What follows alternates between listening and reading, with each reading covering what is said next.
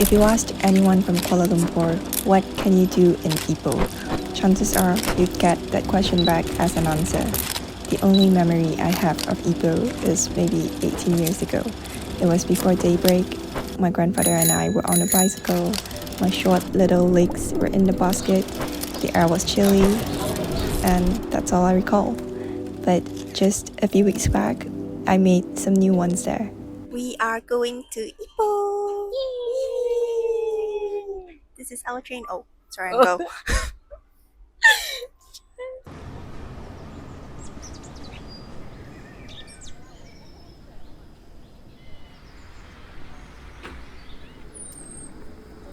We just settled down in our stay at Ipoh on our way here because we walked from the train station to our stay, and we've already got catcalled by multiple people. How many times? You 5 times more than that, Yeah, and a lot actually. I was actually quite disappointed. Yeah, Why? Why do y'all do that? Men in Ipoh, why do y'all do that? Don't do that. It's very rude. It's not nice. Don't do that to tourists. yeah. Over span of 10 minutes, like in just 10 minutes, you get like 5 people or 6 people catcalling you already, which is a bit abnormal. I mean, being catcalled it's sort of like normal Yeah. because we get it very often, but Mm. this is way too much. The only saving grace here is actually my kopi C from this kopitiam. My saving grace would be my None? nine. It's okay. The tauge lah, the tauge. The tauge is good, but my Milo Ping tastes like cigarette butts at the end. So We'll see if Ipoh gets better for us. If it doesn't get better for us, then this vlog is not happening. I'm just kidding. We'll see you guys later!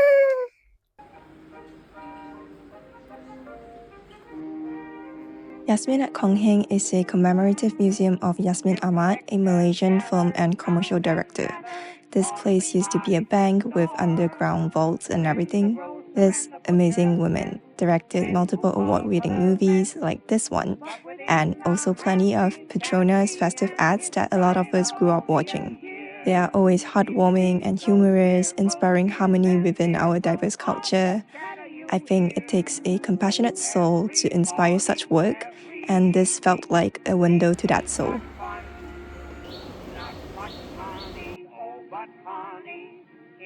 For some reason, Ipoh has a lot of love for the Harry Potter franchise, but okay, who am I, a big Potterhead, to judge? So here's where we ended up. sorry. I got my first interview.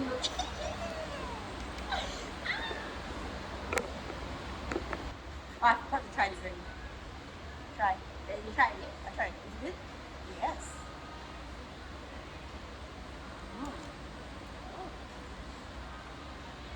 Better than juice. Oh, stop. Okay, hi everyone.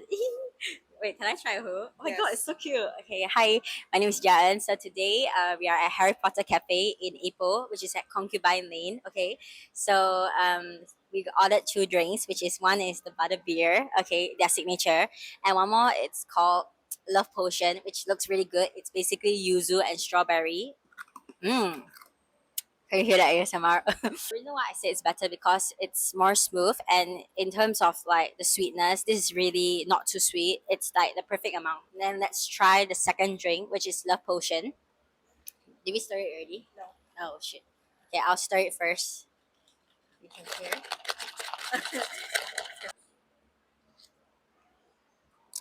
Okay, this I would say the yuzu taste is really strong, more to sour taste. So if you're a fan of yuzu and you like sour drinks, then it's something you should go for. Hoi and Hoi is an 84 years old herbal tea brand in our country. According to my mother, she used to drink these as a kid whenever she caught a cold. This museum is actually set up in the founder's old house. Yes, he used to live in this place.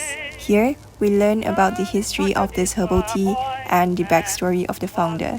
Personally, I thought this was a great angle to learn about the British and Japanese colonial era in Malaysia, but from the viewpoint of a person who went through the war. I wasn't really the one to pay attention in history classes back in high school, but here I was able to learn what my people went through, how resilient and intelligent we are. We visited this place on our last day in Ipoh, and surprisingly, this is probably my top rated spot in all of Ipoh.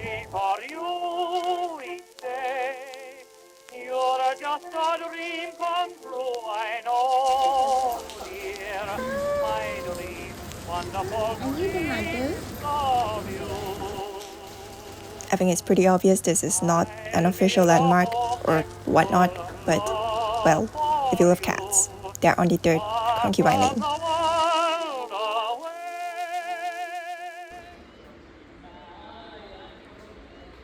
It's day 2 and we are stuck in the woods.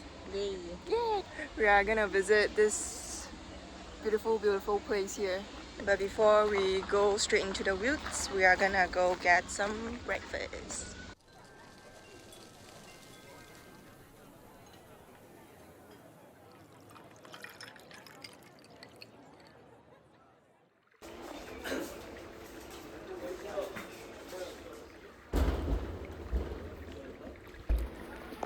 You need a hand. You need a hand. Yes, So, thank your you. family now.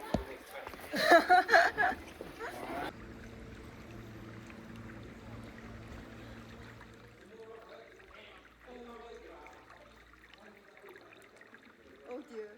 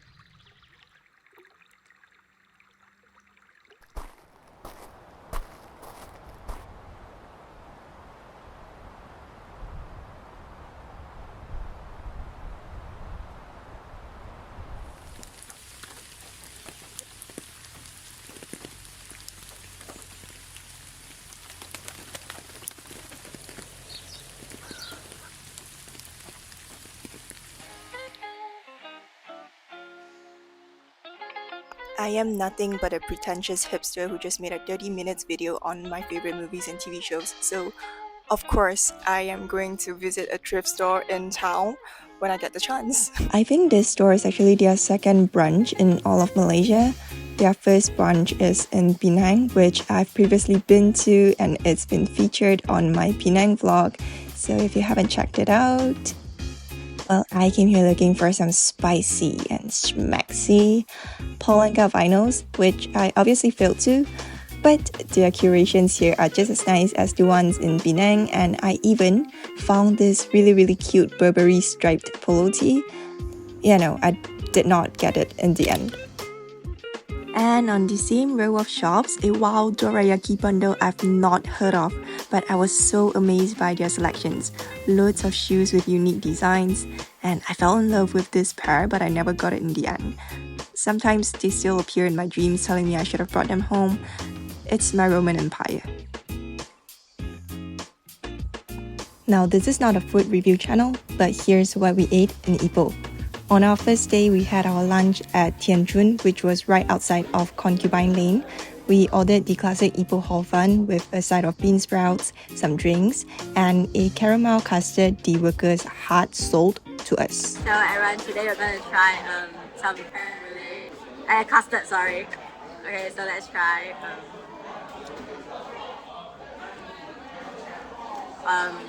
it's okay. It's burnt. I think it tastes very burnt. It's not that sweet. Yeah, it's good for people who don't like very sweet stuff. But for me, I rate it like a 6 or 5.5.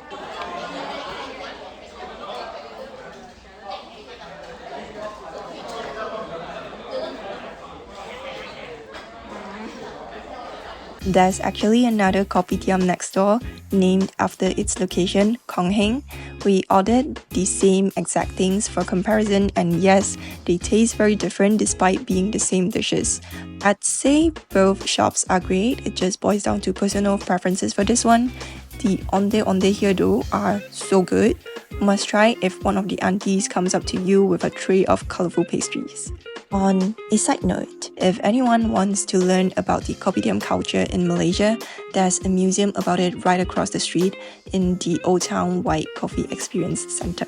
And of course, the chicken rice we originally wanted to get was closed. The owners had to go on vacation that week, so we ended up at Lowong Chicken Rice on the opposite of it. We also discovered this unassuming taufufa shop around Taman Jubilee because, well, the one on our itinerary was also closed. We're having dinner in our hotel. Look at her eating her instant porridge. And look at me with my instant noodles. And you know what's the reason? It's because every single fucking shop is closed in Ipoh by 6 p.m. And we've been trying to look for food around this place since 6 p.m. and we looked for 2 hours and we found nothing. And I saved the best for the last, Hap Mui. Their food is not as traditional, but they are still Malaysian cuisines with a bit of innovation. And plus point, they are actually open until 9:30 p.m. It kind of tastes like wonton mee, like the base is wonton mee, but because you have like curry chicken in it, so you can taste a little bit of like that curry taste. It's something I never had before in KL. So if you are in Ipoh, definitely try this one. It's so good.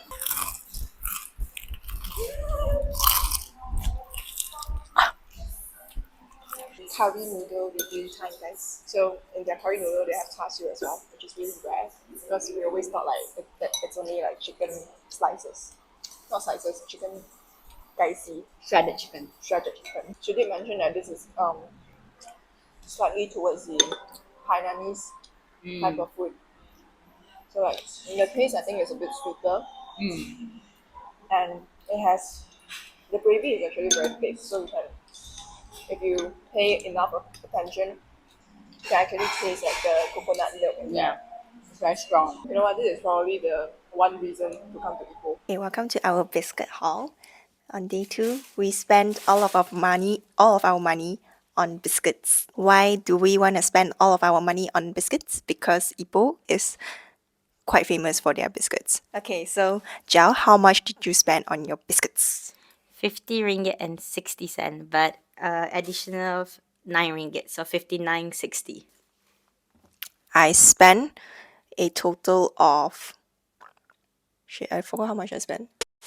Including my chicken, I spent a total of 73 ringgit 60 cent. I bought like 4 types of biscuit from this one same shop called... I cannot for the life of me remember. So it's called Sin Eng Ho. So this is a rice type of... It's a rice biscuit. Apparently like it's like they fry like the grains of the rice and then they mashed it and made it into this thingy here. We bought this famous biscuit, which is called Tau Sapia. It's a classic here. So if you're in Ipoh, you can get it. She also got one. I bought a total of 5 of it to give friends and family, okay? And then both of us also bought these very famous biscuits to get in Ipoh, so which is called Kaya Puff. Okay, it's very small and the filling is just kaya, which is also made out of like egg and pandan basically. Okay, so if you want to get it, you can get it at the same store where she got it. It's 130 for 1 piece and it's pretty soft. Okay, but if let's say you can't speak Cantonese and you look a bit tourist, beware because they are very rude, okay? Not very friendly people, yeah. So yeah. And what else did I bought? I bought a total of 17 kaya puffs, okay? And then just now I included this, okay, this is not biscuit, but it's called bedak sejuk. It's basically like cooling powder. So it's a quite famous thing, I guess, like back then, but now it's not really common, so you can't really find it anywhere. So yeah, I think that's all from me. Back to Erica reporting. Okay, these are walnut biscuits I got from the same shop. It's also like a very soft type of cookie. and it's called Hap To So in Cantonese. Let's move on to the next shop, which is our favorite shop because the owner was super nice and he gave us free biscuits. So this is the Hiopia. Ta-da! It's a Hiopia. It's Hiopia from Palo Confectionery. As you can see from the plastic bag, he mentioned it specifically to us that we need to show this plastic bag off. And he's like, please remember my little shop. I think they just opened because I saw a lot of welcoming shop warming flowers that were placed all over his shop.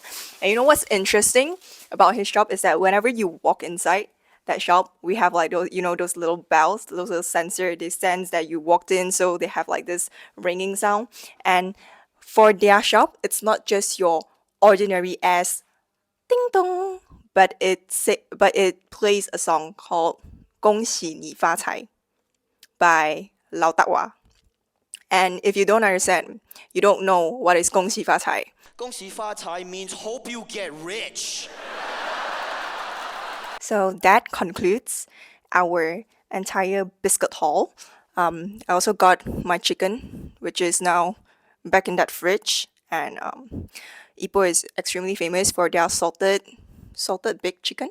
Salted chicken. Salted chicken. Salted chicken. Also got another chicken, bag of chicken, but we didn't buy that because it's too expensive. It's $55. Yeah, we are a little broke. We bought it specifically from this like really, really famous shop in Ipoh. Okay, you know what? I'm gonna show it to y'all. Yeah, this shop is from this. This shop is from this chicken. This shop is from this chicken called Aung Keng Lim. I cannot for the life of me pronounce it in English. So in Chinese, it's called Yan Xiong Ling. Yeah, apparently it's the most famous chicken. And when I told my mom that I was gonna buy salted chicken from Ipoh, she said, you gotta get it from this shop. Like, they're famous for it and their chicken is the nicest. So that's what I got. And, oh, okay, funny story. After I got my chicken, we called a Grab to bring us back to our hotel. And when we were waiting for that Grab, this auntie with her little car, she just drove over and she barely even stopped. Her car barely even stopped. She did this. She just told that guy through her car window. And then the worker instantly brought that chicken out and she paid him in cash. It was, again, super efficient. And once that transaction was done, she drove away with her chicken. And that, kids, was what happened in Ipoh. Turns out there was plenty to do there. Well, we've had some awful encounters and came across some not so nice people. Honestly, this isn't a town that will welcome you with the brightest smile and the warmest hospitality. Most people are just minding their own businesses, and it's quite a contrast to your usual touristy spots. But then I thought to myself, who the hell am I to expect all of that? I think enthusiasm from the locals is a privilege many tourists are accustomed to, so much so that we forget that it's not anyone's obligation. That being said, if you were to just casually strike up a conversation with the people there, they are more than happy to tell you their stories. And that is the beauty of Ipoh, with its goods and bads, almost like unlocking unexpected events and characters in one of those open world video games. So, would I go back again? Absolutely. There is so much more I want to explore.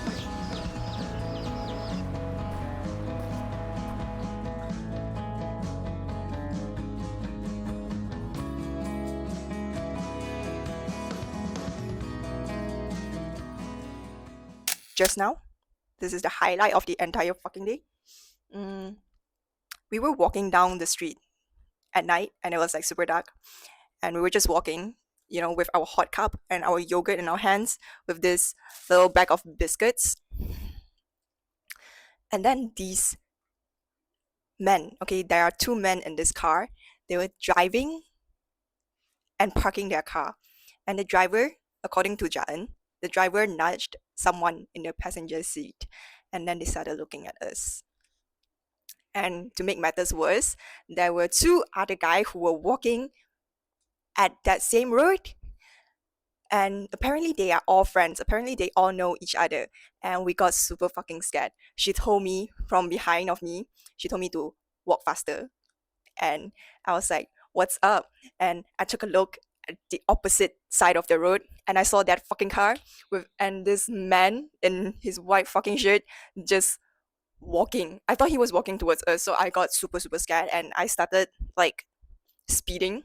And thank God our hotel is like incredibly near us. It was like only a few steps away, so we were able to get back to the hotel safely.